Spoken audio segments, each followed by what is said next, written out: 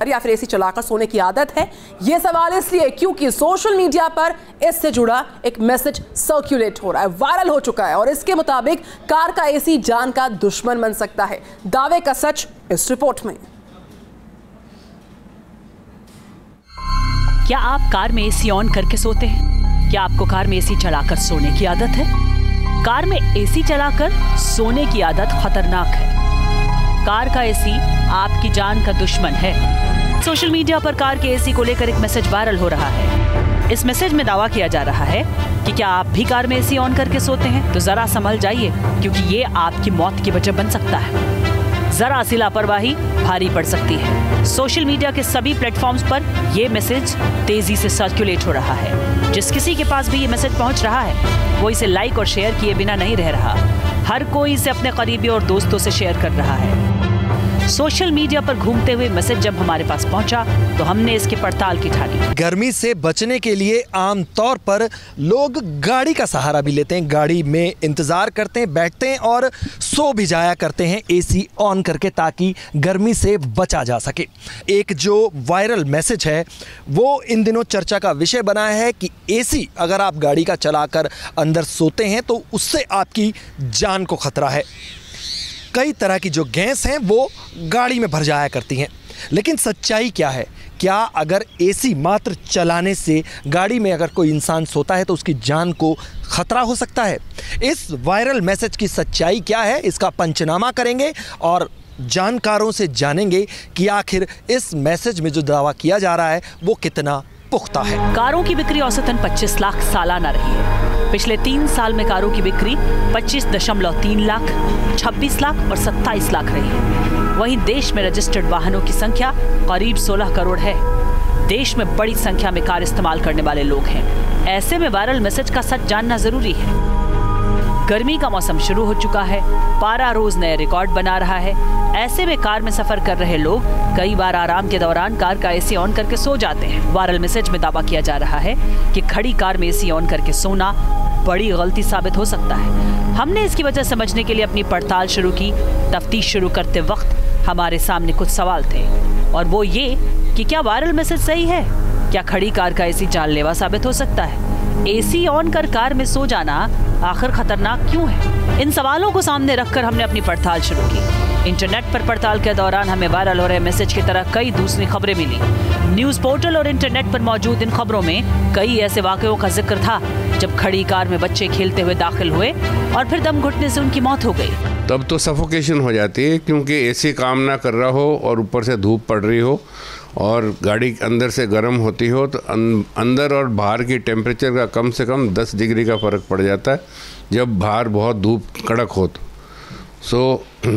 उससे तो और ज़्यादा सफोकेशन होती है। और कई आपने हादसे सुने भी होंगे, बच्चे खिलवाड़ करते करते गाड़ियों के अंदर बंद हो गए हैं। They have got suffocated only for this reason कि उनकी गाड़ी चल नहीं रही थी और वो बेचारे खेल रहे थे और खेल खेल में ही वो गुजर गए। लेकिन हमारी पड़ताल इस बात पर फोकस थी कि क्या खड़ी कार में एसी चलाना महफूज नहीं है। हमने इंटरनेट पर पड़ताल तेज की। इंटरनेट पर हमें जानकारी मिली, खड़ी कार में एसी ऑन करने पर इंजन जल्द गर्म हो जाता है। इससे कार के अंदर कार्बन मोनोऑक्साइड गैस बनती है। इसके अलावा बंद कार में सोया शख्स अपनी सांस छोड़ने के दौरान कार्बन डाइऑक्साइड रिलीज करता है। ऐसे में सोते वक्त इस बात का बिल्कुल एहसास नहीं होता कि सांस के जरिए कार्बन मोनोऑक्साइड गैस भी शरीर के अंदर जा रही है। ये गैस शरीर के ऑक्सीजन को कम करती है। ऐसे में अगर शरीर में कार्बन मोनोऑक्साइड की मात्रा ज्यादा हो जाए तो सोया हुआ व्यक्ति सांस नहीं ले पाता और उसकी मौत तक हो सकती है। दरअसल कार्बन मोनोऑक्साइड बेहद हल्की और कम गंध वाली गैस होती है, इसीलिए सोता हुआ शख्स इसका अंदाजा नहीं लगा पाता। कार में लगे एसी का फंक्शन समझने के लिए हमने ऑटो एक्सपर्ट टूटू धवन से संपर्क किया। कई बार गाड़ियों के अंदर लीकेजेस होती हैं, एग्जॉस्ट सिस्टम के अंदर गाड़ी चल रही होती है, कार्बन मोनोऑक्साइड वो अंदर खींच लेता है और carbon monoxide is a silent gas, तो पता भी नहीं लगता जब आदमी बेहोश हो जाता है, देन मौत आ जाती है। तवज्जो देने वाली चीज़ ये है कि वेंटिलेशन होनी चाहिए ज़रूर जहाँ पर गाड़ी हो। एग्जॉस्ट सिस्टम आपका सही होना चाहिए, जो कि एग्जॉस्ट की गैसेस रिसर्कुलेट करके गाड़ी के अंदर ना आ जाएं, और आपको फ्रेश एयर मिलती रहनी चाहिए साथ साथ जब आप गाड़ी में बैठे हैं ज़्यादा देर के लिए। ऑटो एक्सपर्ट के मुताबिक एसी में होने वाली खराबी परेशानी बन सकती है। ऐसे में एसी के मेंटेनेंस पर थोड़ा सा फोकस आपके सफर को सुहाना बना सकता है। किसी भी तरह की दुर्घटना से बचने के लिए हर 6 महीने में कार के एसी को जरूर चेक करवाएं। अगर एसी अच्छे से कूल नहीं कर रहा या फिर कूलिंग में टाइम ले रहा है तो समझ जाएं एसी में कोई प्रॉब्लम है। एसी चलते चलते एकदम बंद हो रहा है तो इसे तुरंत चेक कराएं। गाड़ी का इंटीरियर हमेशा साफ रखें। कंडीशंस होती हैं जिसके अंदर एसी ऑन करके आप खतरा हो सकता है। पहली बात तो जहाँ पर गाड़ी खड़ी है वहाँ पर पोल्यूशन नहीं होनी चाहिए, क्योंकि अक्सर बाहर से हवा एयर कंडीशनर खींच लेता है और वो पोल्यूशन अंदर गाड़ी में आती है। दूसरी बात कि जितने अंदर लोग बैठे होंगे और एसी ऑन होगा तो कार्बन डाइऑक्साइड बनती है, अभी ब्रीथ करते हैं तो वही रिसर्कुलेट होती है and that starts becoming poisonous. पड़ताल जारी थी, लेकिन अब भी हमें इस बात का जवाब नहीं मिला था कि क्या खड़ी कार में एसी चलाकर सोना जानलेवा साबित हो सकता है। इंटरनेट पर पड़ताल के दौरान हमें जानकारी मिली कि हमेशा कोशिश करनी चाहिए कि कार में सोने की नौबत ना आए। कार से लंबी दूरी का सफर करना हो और आराम करना है तो कार से बाहर निकलकर कहीं आराम कर लें। कार में एसी को हमेशा फ्रेश एयर मोड पर चलाएं। पोल्यूशन या बदबू वाली जगह से गुजर रहे हैं तो एसी को सर्कुलेशन मोड पर डालकर रखा जा सकता है। कार में नमी को बनाए रखने के लिए ट्रे में थोड़ा खुला पानी भी रख सकते हैं। हमारी अब तक की पड़ताल में साफ हो चुका था कि खड़ी कार में एसी का इस्तेमाल मुनासिब नहीं। ऑटो एक्सपर्ट इस बात की तस्दीक कर चुके थे, लेकिन पूरी तसल्ली के लिए हमने जाने माने डॉक्टर के अग्रवाल से संपर्क किया। और वहाँ पे ऑक्सीजन होती नहीं पूरी और कार को अंदर जाके लेट गए उसके अंदर में, तो कई बार कार्बन मोनोऑक्साइड जो है वो बन जाती है, जिससे भी आदमी की सडन डेथ हो सकती है। न्यूज़ नेशन की पड़ताल में वायरल मैसेज सच साबित हुआ है। खड़ी गाड़ी में एसी ऑन कर सोना खतरनाक हो सकता है। Team news nation. हवाई लावा टूर के नाम से वायरल एक वीडियो में सैलानियों को गर्म लावे की बेहद नजदीक तस्वीरें लेते दिखाया जा रहा है। क्या है वायरल हो रहे इस वीडियो का सच, देखिए।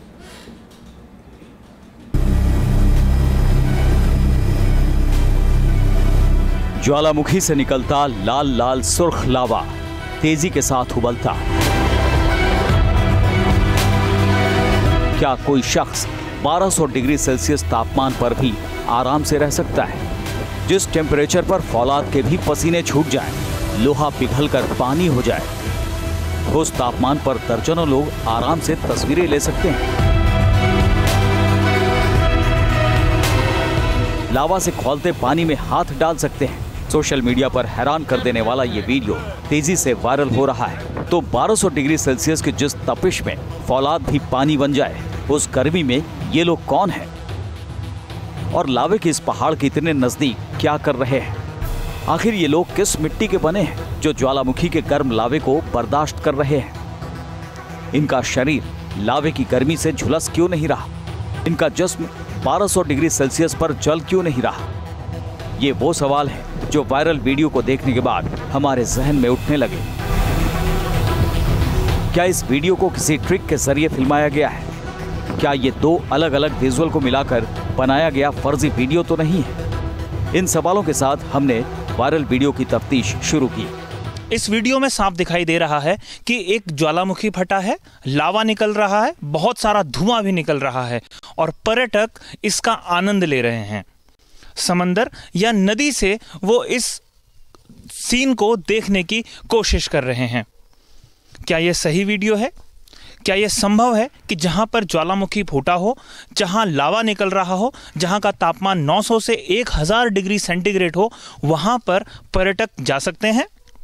इस वायरल वीडियो की पड़ताल हमारी टीम ने की। वायरल मैसेज के साथ 3 वीडियो अटैच थे। पहले वीडियो में गर्म लावे का फव्वारा पानी में गिर रहा है और बोट पर सवार लोग बेहद नजदीक से इसकी तस्वीरें ले रहे हैं। दूसरे वीडियो में एक शख्स बाल्टी में गर्म पानी लेकर इसे सैलानी को दिखाता दिख रहा है। इस वीडियो में लावे के पानी में गिरने से सफेद भाप के बादल निकलते दिख रहे हैं। तीसरे वीडियो में लावे का काला पहाड़ है।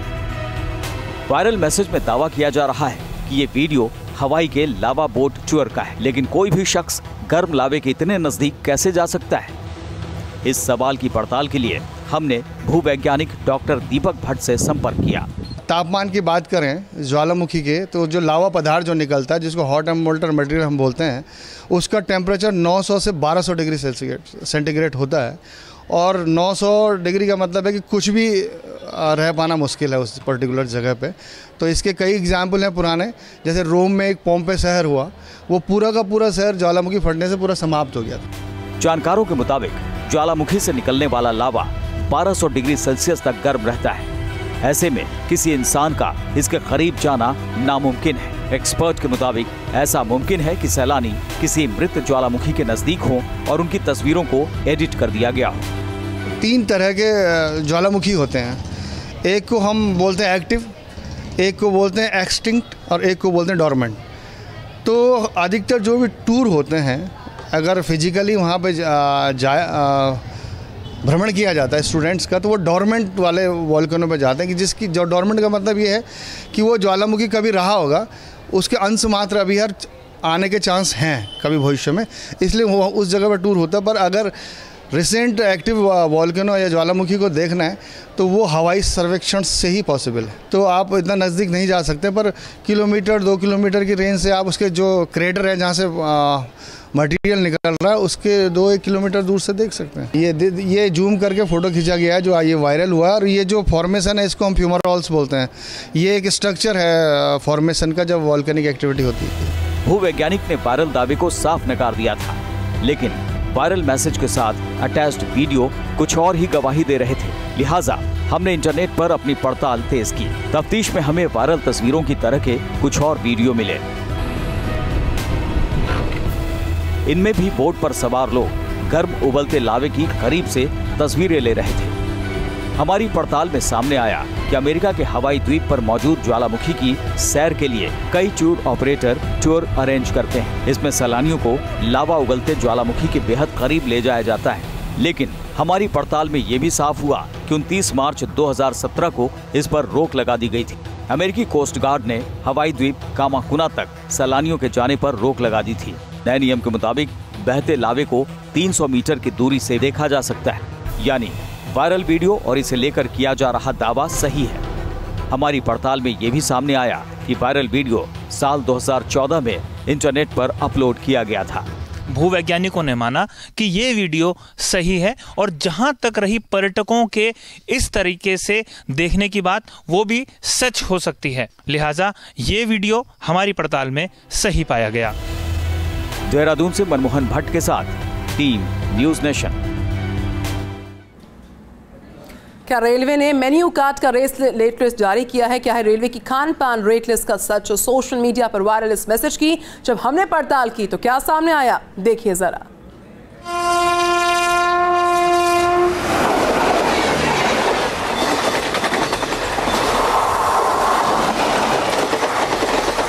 क्या आप ट्रेन से सफर करते हैं? क्या ट्रेन में सफर के दौरान आप पेंट्री का खाना खाते हैं?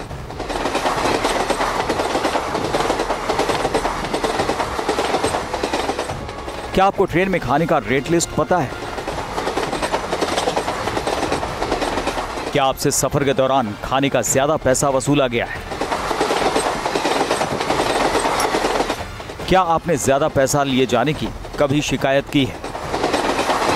तो ये खबर आपसे जुड़ी हो सकती है। ट्रेन में रोजाना करोड़ों लोग सफर करते हैं। ट्रेन सफर का सबसे बेहतरीन साधन बन चुका है। दूरी लंबी हो या छोटी, लोग रेलवे से सफर को ही तरजीह देते हैं। लंबे सफर के दौरान ट्रेन में खाने की सुविधा मुहैया कराई जाती है, लेकिन गाहे बेगाहे ऐसी खबरें आती रहती हैं जिसमें मुसाफिर सफर के दौरान खाने की क्वालिटी और उसकी कीमत से जुड़ी शिकायतें करते हैं। लेकिन इन दिनों सोशल साइट्स पर एक मैसेज वायरल हो रहा है जिसमें सफर के दौरान परोसे जाने वाले चाय नाश्ते का दाम बताया जा रहा है। सोशल साइट्स पर इस मैसेज को भारतीय रेलवे की ओर से धड़ल्ले से वायरल किया जा रहा है। लोग इसे खूब शेयर कर रहे हैं। मैसेज में लिखा है, डियर पैसेंजर, रेट लिस्ट जाने। मेल एक्सप्रेस ट्रेन में दरें: चाय 7 रुपये, पीने का पानी 1 लीटर 15 रुपये, स्टैंडर्ड वेज ब्रेकफास्ट 30 रुपये, स्टैंडर्ड नॉन वेज ब्रेकफास्ट 35 रुपये, स्टैंडर्ड वेज लंच डिनर 50 रुपये, स्टैंडर्ड नॉनवेज लंच डिनर 55 रुपए। रेलवे की रेट लिस्ट का कार्ड वायरल होता हुआ हमारे पास आया तो हमने इसकी तफ्तीश शुरू की, क्योंकि ये जानना बेहद जरूरी था कि क्या रेट लिस्ट को रेलवे ने जारी किया है,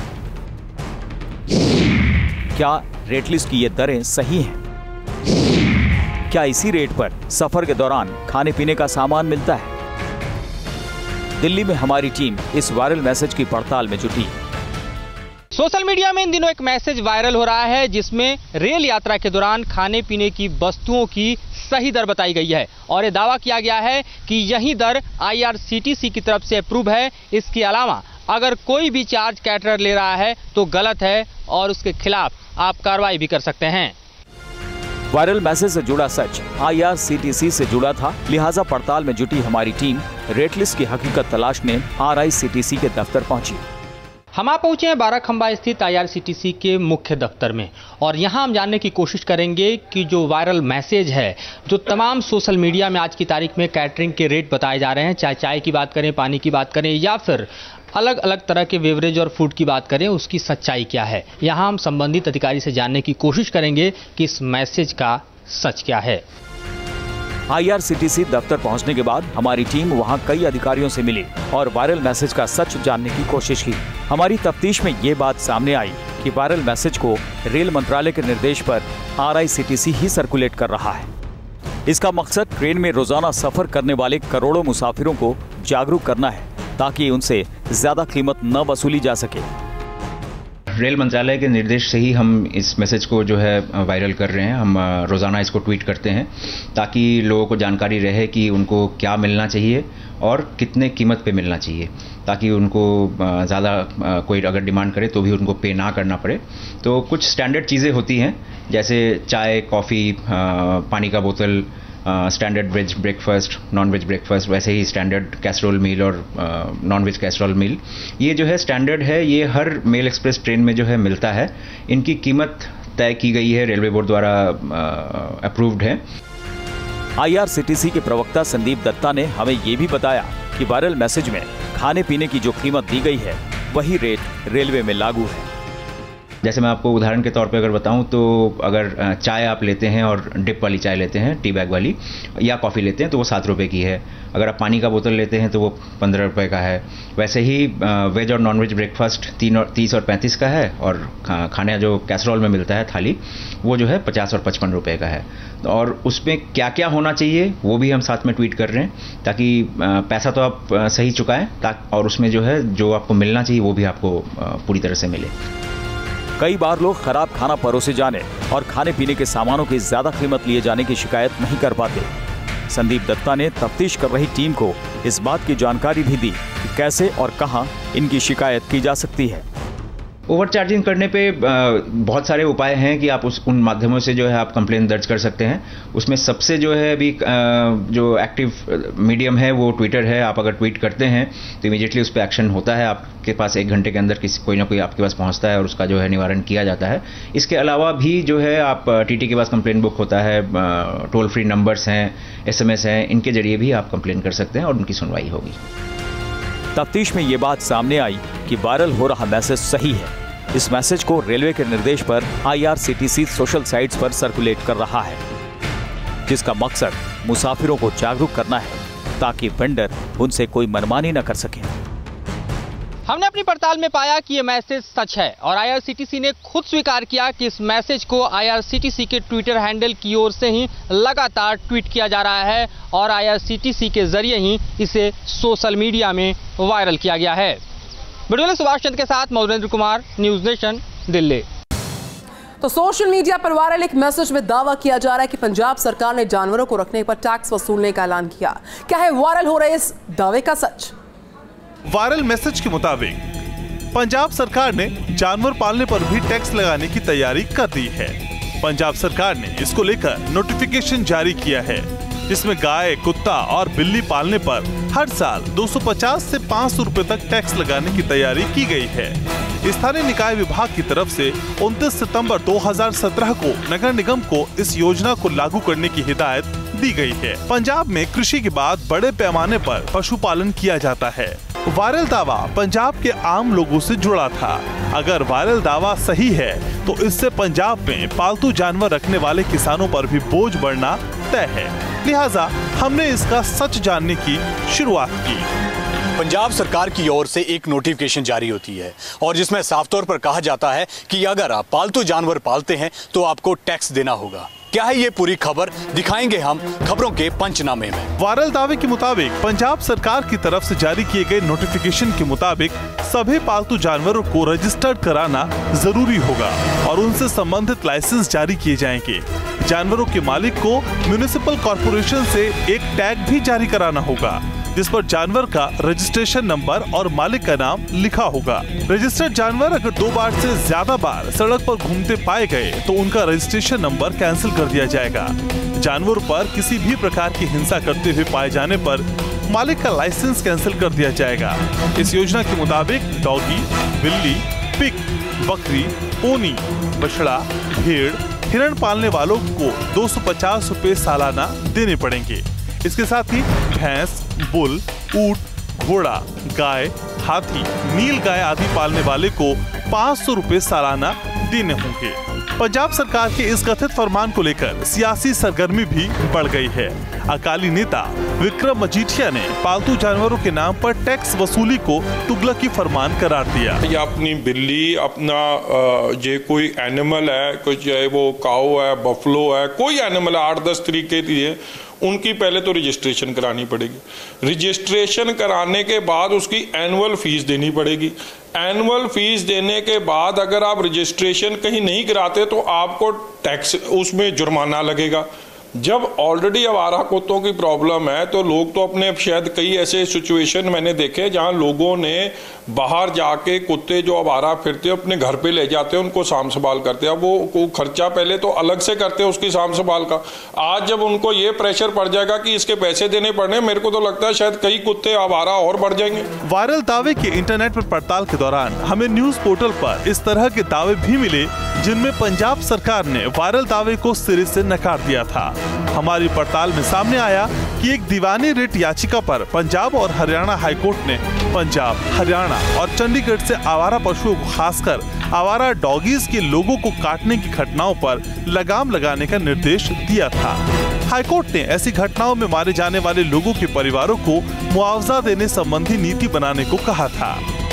राम कुमार जी थे, एक गरीब मजदूर आदमी थे, उनके बेटे को कुत्ते ने काट लिया था। म्यूनिसिपल काउंसिल की समाना की परिधि के अंदर और उसकी मौत हो गई थी, जहर फैल गया था उसको। तो उसने कंपनसेशन का केस डाला था। पिटीशन को महत्वपूर्ण मानते हुए ऑनरेबल हाई कोर्ट ने इसका दायरा बढ़ा दिया और उसमें हरियाणा सरकार को भी नोटिस जारी कर दिया, यूटी एडमिनिस्ट्रेशन को भी और यूटी म्यूनिसिपल कॉर्पोरेशन जो चंडीगढ़ की है उसको भी कर दिया। कुत्ते वगैरह, बैल वगैरह लोगों को काटते हैं, मारते हैं, इनका से बचाव करने के लिए कोई पॉलिसी बनाई है, इनको संभालने के लिए, इनको कंट्रोल करने के लिए।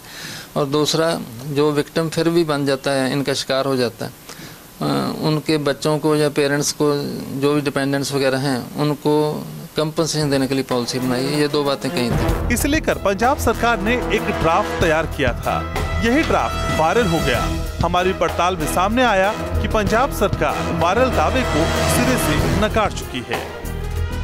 जब हमने इस पूरी खबर की पड़ताल की तो सामने आया कि जो नोटिफिकेशन की बात की जा रही थी असल में वो एक ड्राफ्ट था जिसे पंजाब द्वारा हाई कोर्ट में दाखिल किया जाना था। एक स्ट्रेट डॉग को लेकर एक पॉलिसी बनाई गई थी जिसको हाई कोर्ट ने बनाने को बोला था, उसी को लेकर एक ड्राफ्ट पंजाब सरकार द्वारा तैयार किया गया था।